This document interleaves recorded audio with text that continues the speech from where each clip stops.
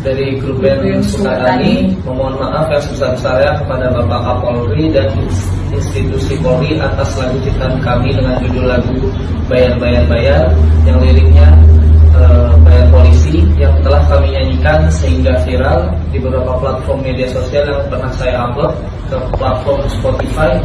Yang sebenarnya lagu itu saya ciptakan untuk oknum kepolisian yang melanggar peraturan.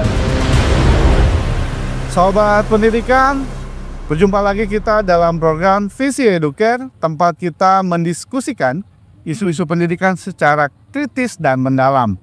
Nah, hari ini kita akan membahas isu yang lagi viral, pemecatan guru yang juga vokalis band Sukatani yang lagunya lagi ngehits, lagu Bayar Bayar Bayar. Setelah lagunya ngehits, gurunya kemudian dipecat oleh sekolahnya ya. Nama gurunya itu Bu Novi Citra Indriati ya. Sekolah di salah satu sekolah swasta. Nah, bukan kebetulan juga kita diskusi di tengah sawah tempat orang bertani.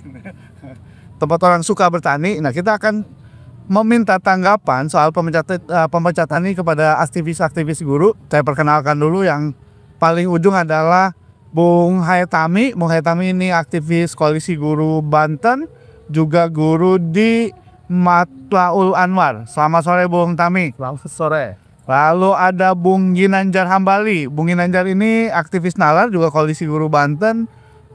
Bung Ginanjar ini guru di SMA 7 Pandeglang. Bung Ginanjar ini banyak menulis karena dulu waktu mahasiswa aktivis di Pers Mahasiswa. Lalu terakhir adalah Bung Rizky atau kita biasa panggil Kiki, guru SMA 8 Pandeglang, Banten. Selamat sore semuanya. Sore.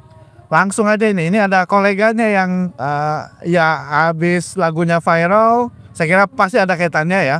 Diduga ada kaitannya dengan pemecatan di tempat dia mengajar. Siapa dulu yang mau menanggapi? Yang tua dulu atau Kiki dulu? Ya Kiki dulu. Yang tua belakangan berarti.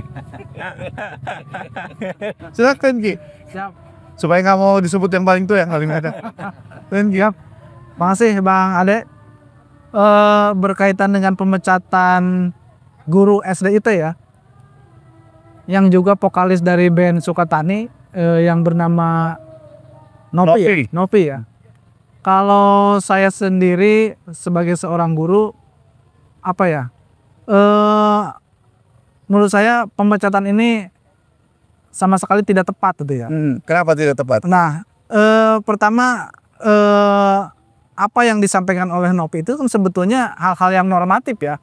Artinya sebuah bentuk ekspresi dari seorang warga negara sekaligus sebagai seorang seniman. Dalam hal ini dia kan memerankan sebagai seniman ya. Dia guru sekaligus seniman. Nah, dalam hal ini ketika dia melontarkan kritik ini dalam sebuah lagu kan dia sebagai seorang seniman artinya Bang.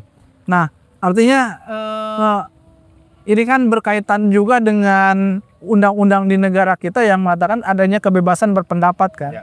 Nah, seharusnya pemecatan ini tidak serta-merta ketika seseorang melontarkan sebuah kritik lewat sebuah lagu, kemudian serta-merta dilakukan sebuah pemecatan. Artinya sekolah ini melakukan pemecatan ini kan sepertinya adalah sebuah tindakan reaktif gitu ya. Tindakan reaktif di mana antara alasan pemecatan dengan bentuk pemecatan itu kan tidak match gitu kan. Apakah pemecatan ini bisa dilakukan ketika ada hal lain gitu kan yang dilakukan, sementara ini ketika dia sudah melakukan sebuah kritik lewat sebuah lagu langsung dilakukan pemecatan. Nah, ini saya kira sebuah tindakan reaktif ya, tindakan reaktif yang tidak tepat gitu. Ini sekolah takut atau karena memang Bu Novi melanggar kode etik ya kalau bahasa dari sekolah ya? Ya kalau menurut saya masalah pelanggaran kode etik seperti itu kan masih debatable ya, gitu kan. Ya. Dalam hal apa dia melanggar? Ini kan sebuah bentuk berkesenian gitu kan. Ya. Berkesenian dari seseorang membawakan sebuah lagu. Di negara kita sebuah lagu itu kan adalah sebuah ekspresi kebudayaan kan yang tentu saja sangat dilindungi oleh hukum di negara kita gitu. Bicara soal hukum apa aja? Ada undang-undang guru, kalau di swasta berarti ada undang-undang ketenaga kerjaan ya. Ya, Nah, saya ke Gigin ya, nyebrang. Ini kan kalau bicara soal mengajar ya, kita bicara hal yang lebih mendalam ya. Mengajar kan bukan cuma di ruang kelas, tapi juga mengajar di luar ruang kelas. Ini kan ada kritik sosial yang dilakukan oleh seorang guru yang juga dia vokalis, dia juga seniman. Mestinya kan diapresiasi kan, bukan kemudian justru ketika dia mengajar di luar ruang kelas gitu, di luar ruang kelas, dia mestinya iya sebagai, ya itu kan tugas juga guru kan, Pak Ginanjar. Tanggapan Pak Ginanjar gimana? Jadi terkait dengan kasus Nopi, sebenarnya sebagai guru kita merindukan guru yang kritis ya, bukan hanya bisa mengajar di ruang-ruang kelas, tapi bisa melakukan mengkritisi apa yang terjadi di luar kelas. Nah, kita rindu itu karena saat ini kan tidak banyak guru, malah orang sering menganggap bahwa banyak guru itu sekarang takut. Jangankan menyuarakan aspirasi atau permasalahan yang ada di masyarakat. Permasalahan yang ada menyangkut diri pribadi mereka aja seringkali mereka takut. Nah, soal kesejahteraan, soal ini. Aja kalau seolah-olah kalau guru mengungkapkan keresahan mereka itu tidak etis. Nah, ini juga bertolak belakang. Ironisnya guru itu dalam dalam pembelajaran itu harus mengajarkan nalar-nalar kritis pada peserta didik. Ini kan bertolak belakang. Nah, ketika guru mempraktekkan lewat lagu di luar sekolah, mengkritisi keadaan, itu kan malah ditindas. Kalau misalnya ke Bu Nopinya, mungkin itu konsekuensi dari apa yang dia lakukan. Tapi yang kita sesalkan itu ada kebijakan sekolah yang patut diduga ya, walaupun sekolah mengklarifikasi ada persoalan lain misalnya tentang etik, tapi kan seharusnya ketika sekolah itu mau mengeluarkan guru ada tahapan-tahapan dialog sebelum memutuskan untuk mengeluarkan. Nah, ini perlindungan guru juga harus dilihat lagi, harus ditinjau lagi. Nah, tapi pada intinya kita kangen, kita rindu dengan suara-suara guru yang kritis. Karena yang pertama, guru itu harus mengajarkan nalar kritis kepada peserta didik. Kalau misalnya hanya soal lagu mengkritisi sebuah institusi, seperti apa yang dilakukan oleh Bu Nopi di lagu itu bayar. Bagaimana kita mengajarkan misalnya ke peserta didik fenomena sosial yang lain? Bagaimana kita mengajarkan peserta didik untuk mengkritisi? Apakah misalnya ada juga sekarang pernyataan-pernyataan kalau mengkritisi itu harus santun, harus ada batasnya. Apa batas-batas mengkritisi itu? Kan itu sebuah fenomena umum saja. Bagaimana misalnya kalau kita mau mempelajari tentang lingkungan kepada peserta didik, sementara kita bawa peserta didik itu ke sungai-sungai yang tercemar. Apakah peserta didik kita dilarang untuk bersuara? Apakah guru-guru dilarang untuk bersuara menjelaskan bahwa pencemaran sungai itu dari A, dari B, dari C? Apakah posisi itu harus kita larang? Nah, kalau misalnya fenomena guru ditindas karena menyuarakan kritik-kritik sosialnya, saya membayangkan bagaimana guru mengajarkan sikap kritis terhadap peserta didik. Sikap kritis, membangun nalar kritis. Dan lebih lanjut lagi, kalau kita baca pernyataan menteri itu mengatakan bahwa guru juga harus beraktivitas di luar sekolah, punya kegiatan di luar sekolah yang membangun masyarakat. Apakah dengan bermusik, dengan mengkritisi sebuah lembaga, institusi, itu bukan berarti membangun masyarakat, itu juga membangun kesadaran, membangun masyarakat, sehingga itu guru-guru. Sebenarnya model guru itulah yang seperti itu. Guru itu berjuang mengajarkan hal-hal baik kepada peserta didik dan meluruskan apa-apa yang kurang baik di tengah-tengah masyarakat. Konsekuensinya, apa yang terjadi sama Bu Nopi itu bukan hanya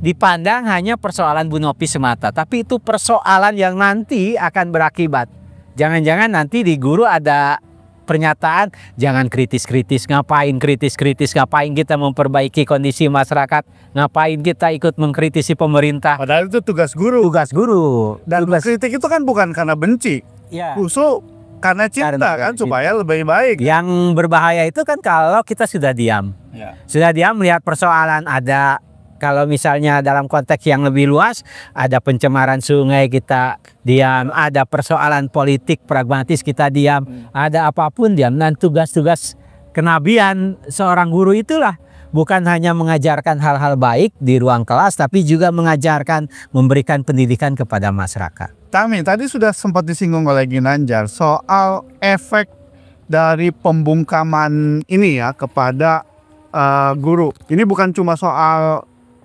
menghukum, quote unquote ya, menghukum Bu Novi, tapi juga ini bisa berdampak buruk bagi pendidikan kita, wabil khusus bagi guru ya. Jadi nanti guru akan takut untuk mengkritik, baik di dalam kelas maupun di luar ruang kelas, takut untuk berekspresi. Nah, Bu Tami, apalagi dampak buruk dari pemecatan terhadap Bu Novi ini bagi dunia pendidikan kita? Saya kira dampak buruk yang paling nyata gitu ya. Jangan-jangan misalnya setelah kejadian Bu Novi ini, kemudian banyak guru-guru yang kemudian tidak berani bersuara misalnya, meskipun ditindas. Dan efek yang paling negatifnya saya kira ini juga akan berefek kepada anak-anak kita. Dimana misalnya, saya kira menurut saya dengan seyakin-yakinnya misalnya kritikan yang disampaikan oleh Bu Novi ini tidak hanya diterima oleh mereka yang berpendapat misalnya berkritik itu harus santun gitu ya, tapi ini merupakan satu hal yang tidak bisa dilakukan oleh banyak orang. Maka Bu Novi sudah tidak lagi bisa, atau Sukatani sudah tidak bisa lagi dengan cara yang santun, yang dianggap santun-santun itu. Nah, saya kira ini juga akan bagus untuk anak-anak kita kemudian gitu ya. Tadi Pak Ginanjar misalnya menyinggung tentang bagaimana membangun nalar kritis anak gitu ya. Nah, sementara nalar kritis anak itu tidak bisa kita bangun misalnya dari buku-buku pelajaran yang hari ini pengetahuannya masih kita pertanyakan apakah sesuai dengan pengetahuan anak atau tidak. Nah, justru dengan adanya Bu Novi ini, nah ini akan mudah bagi anak untuk kemudian bertanya, bernalar kritis, kenapa misalnya Bu Novi bisa sampai orang anggap sevulgar ini misalnya karena bayar-bayar itu. Nah, saya kira ini justru menjadi satu hal yang bagus buat anak-anak kita belajar gitu ya. Jangan kemudian kalau misalnya hari ini dalam tanda kutip misalnya negara kemudian ikut campur di dalamnya, nah saya kira Indonesia emas ke depan juga tidak akan terwujud. Anak-anak kita tidak akan mampu untuk bersikap kritis gitu ya. Sehebat apapun kurikulumnya, dipaksa anak-anak untuk kritis, kalau mereka tidak belajar dari fenomena sosial, ya mana mungkin itu bisa terwujud. Sementara mereka nanti akan hidup di masyarakat, maksudnya bukan hanya hidup di sekolah. Saya kira itu yang kalau penting. Mengutip pernyataan mantan Menristek Dikti yang baru di reshuffle, kunci penting di pendidikan kita kan critical thinking. Betul. Yang dipraktikkan oleh Bu Novi kan itu gitu ya. Critical thinking. Critical thinking itu. Tapi ada hal yang menarik juga, ini saya ke Bung Kiki. Bupati Purbalingga ya ikut juga mensupport si Bu Novi ini.